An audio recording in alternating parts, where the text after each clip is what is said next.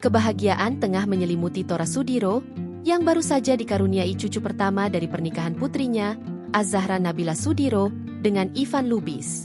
Bayi berjenis kelamin laki-laki itu diberi nama Kano Adria Adenang Lubis. Ivan Lubis menjelaskan arti nama dari putra pertamanya. Nama panjangnya tuh Kano Adria Adenang Lubis.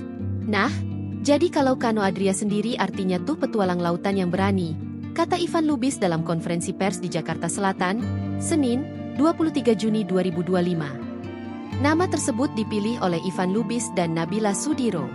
Kedua orang tuanya tak pernah mengintervensi pemilihan nama untuk sang cucu. Kalau Lubis kan karena kebetulan saya sendiri orang Batak, jadi udah langsung dapat famnya langsung turun, kata Ivan. Sementara nama Adenang diambil dari nama tengah keluarga Tora Sudiro. Cuman kalau dari keluarga Nabila, karena kebetulan bapunya nama tengahnya tuh Denang. Nah, terus ada beberapa orang tua yang udah almarhum dari keluarga bila namanya Ade, kata Ivan menjelaskan. Sementara Tora Sudiro menyambut nama bayi tersebut dengan canda. Pemain film, Kang Mak Frampi Mak, itu menyebut cucunya sudah menjadi pejabat sejak terlahir ke dunia. Download Tribun X sekarang, menghadirkan lokal menjadi Indonesia.